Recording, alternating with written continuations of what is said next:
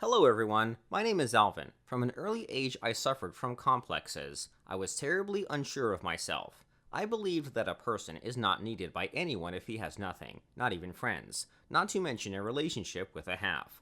And one day I got so tired of it that I decided to pretend that I was rich. What came of it? Look no further. By the way, yes, do not forget to write comments under the video, share it with your friends, put likes, and subscribe to the channel.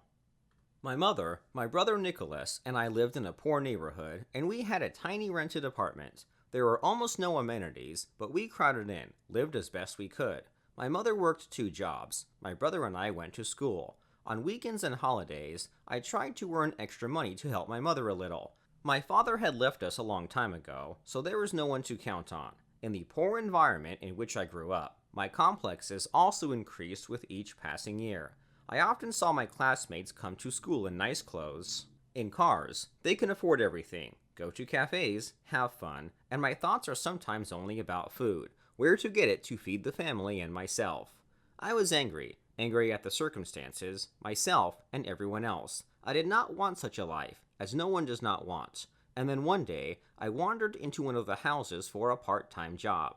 I had to clean up the garden, and the landlady said she would pay me well if I did it quickly. I did my best, cleaning up the trash, watering the trees, mowing the lawn.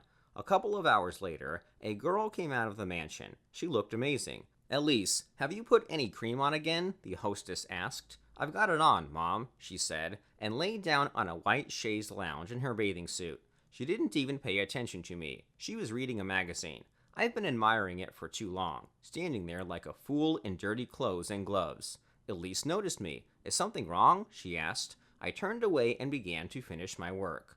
The hostess liked how I cleaned up and promised to call me in another week.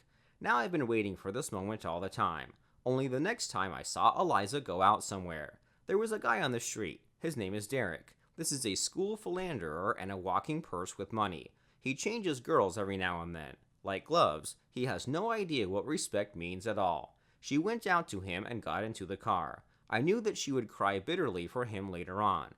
No sooner had I finished cleaning the garden than the car came again, and Eliza was shouting at him, saying he was a nasty character. Derek just quickly pushed her out of the car and a bag fell out. Eliza ran into the house in tears, and I picked up the bag, wanted to return it to him at school or leave it to her, and then out of interest I looked inside. There were things there, beautiful, expensive things. It's probably Derek's clothes. A thought flashed through my mind. I knew it was a bad idea, but I just wanted to be someone else for a couple of days. I came home, tried on clothes, and they sat on me like a needle. There was no one at home, so I took my old clothes, hid them in the street near the house, and went in the direction of Eliza's house. I walked as if I were lost, looking for an excuse to approach her. Eliza sat in the garden and cried. Plucking up the courage, I went up to her and asked her where I was. Eliza looked up at me with her big, beautiful, tearful eyes and was taken aback. I immediately asked what was happening and if I could help in any way, but she said that everything was fine, and then she told me the way. I got up and started to leave, cursing myself for being stupid. "Hey, can I call you a taxi?" she said. I came back, sat down next to her, and told her that my phone, money, and car keys had been stolen. She was horrified and offered lemonade. We sat with her for 2 hours, just talking. She didn't look upset anymore, but she was laughing. I managed to win her attention, and I was happy. Eliza was called by her mother and she had to go, so I asked her to go for a walk the next day and she agreed. I've never had a happier boyfriend. When I got home, I hid my clothes, changed my clothes, and went inside. The next day after school, I took all the money I had earned with me and went to see Elise. She was already waiting for me at our place, in her garden.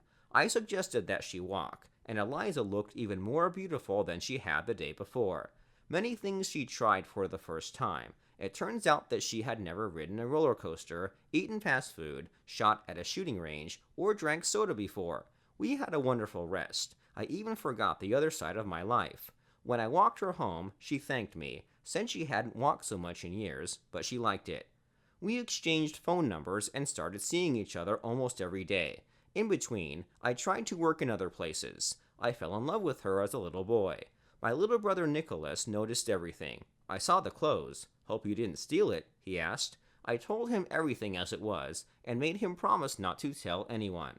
Sooner or later, everything will come out. Don't be shy about yourself. If you can't accept yourself for who you are, what to say about her, he told me. You know a lot. You're still young, I told him jokingly, changed my clothes, and went back to the dream girl. I was a little annoyed by Nick's words, but I didn't want to spoil the mood, so I put my thoughts to the back of my mind.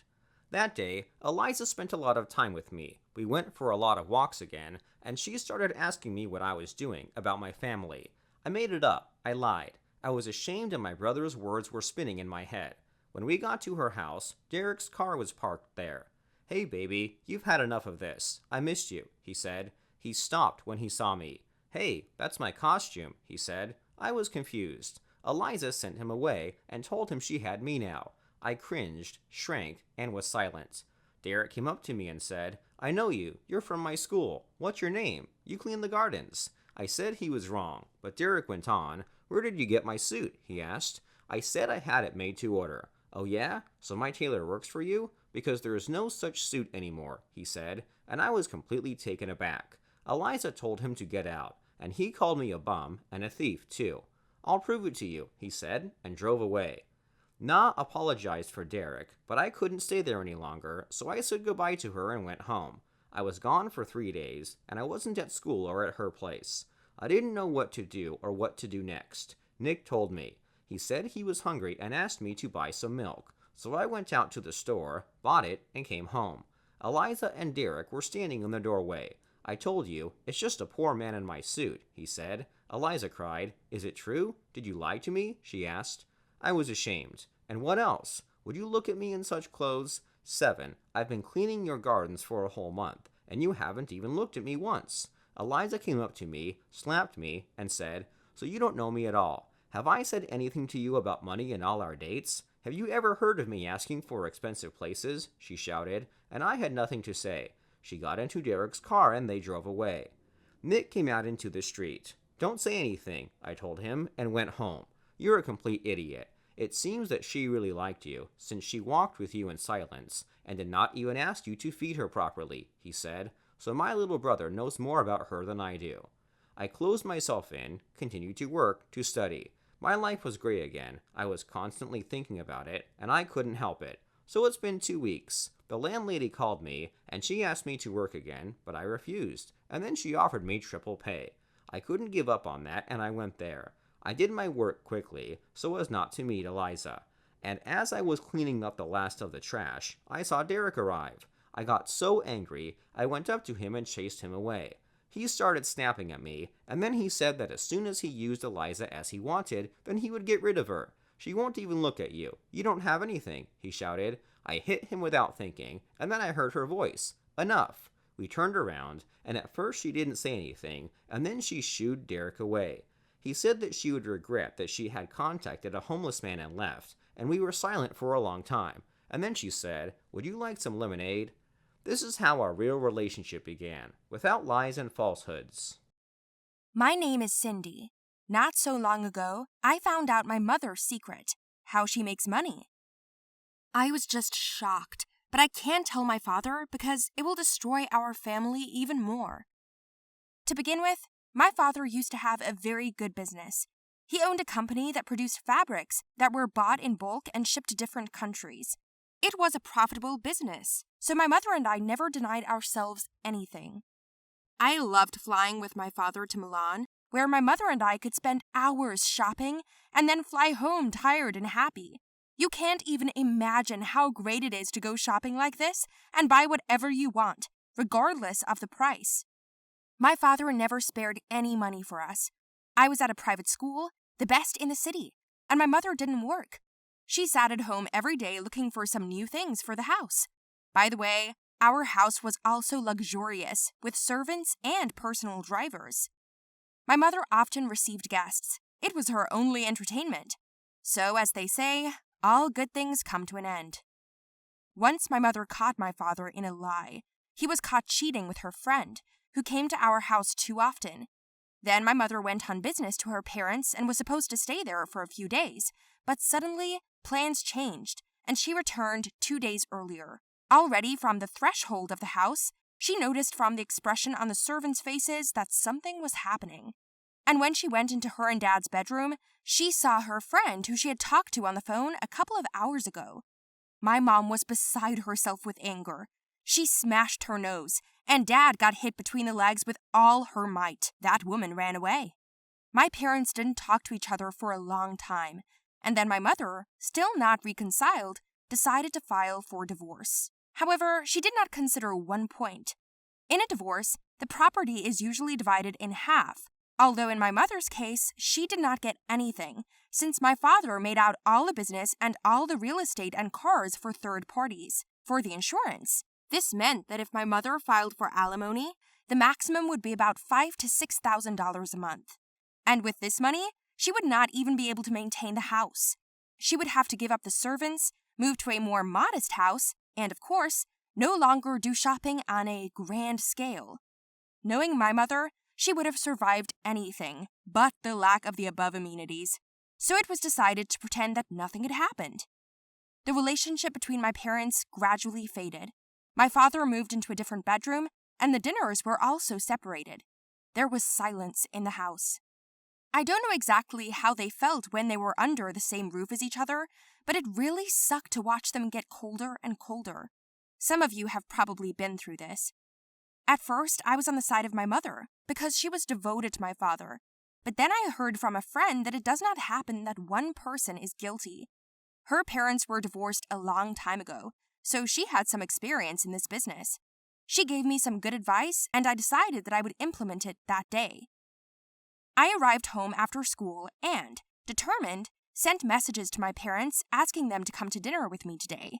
They certainly did not refuse their only daughter. In the meantime, I prepared something for them. Dad, Mom, I know what happened between you. You don't have to talk about it. It's your choice. Just don't live together for me. I know you both love me. Everything will be fine, but you should get a divorce, I said.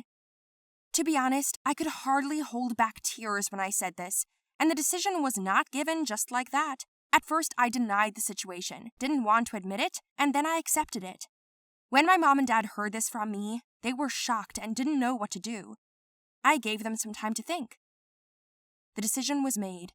They divorced, and I stayed with my mother. She needed support. Despite the fact that the law left everything to my father, he promised to help my mother and support us as long as necessary. This arrangement suited them, but I never saw them quarrel with each other again, and then quietly hate each other. My mother and I moved to another city, and my father bought an apartment and gave it to me. My mother and I started living there together. Of course, the belt still had to be tightened, but all this is still better than nothing. After about a month, I began to notice my mother's strange behavior. She was always disappearing at night. Maybe she didn't know I noticed it, but she was really out at night and she slept during the day. After another month, she began to make online purchases, and on weekends we went to boutiques and bought branded clothes like before. Although I loved such trips, I was afraid to imagine what she did and where she got such money. Once, in one of the stores, we were accosted by a man I didn't know. He greeted my mother and talked about money, tips, and obviously took an unhealthy interest in her. Mom whispered something in his ear and he left, and I stood on the sidelines and didn't know what to think. I wanted to ask my father for help. You know, the thought of my mother working her body off at night made me sick. Is she willing to go to such lengths for the sake of things? I am sure that if my father found out about this, he would immediately take me to him, and I was afraid that then my mother would completely lose herself as a woman. That same day, after dinner, she gave me a quick kiss on the cheek and started to run away. I was so angry that I threw the plate with the rest of the food on the floor and broke it. My mother ran to the crash and asked in surprise what had happened, and I sat and cried with anger. Don't you have enough money that father gives you? Are you so used to expensive clothes that you are ready to jump into bed with men for this? How could you? I'll tell my father everything. My mother's eyes were wide with horror at this moment. What? Do you think I'm a prostitute? She asked me. I said that this is not difficult to guess, judging by the fact that she runs away somewhere every night and meets her customers in the stores. My mother started laughing. She was laughing so hard that I fell into a stupor. What's so funny? She should cry here. Honey, I'm not a prostitute. I work as a waitress in a restaurant. I just didn't tell you so as not to upset you. That man is the owner of our place. More work at night and more generous tips, so I agreed. All that money is everything to you. You like to go shopping, buy what you want, so I went to work. And I'm saving your father's money for your education, she said. At that moment, I was ready to sink through the ground. You can't imagine how ashamed I felt for my thoughts. I asked for her forgiveness and started to cry even more. Then my mother asked me not to tell anyone about it, so as not to lose face among my friends, especially in front of my father. I'm a waitress, but I'm a proud waitress, she told me and gave me a big hug. That's when I realized I hadn't made the wrong choice. My mother is a person who will do anything for me, even overstep herself.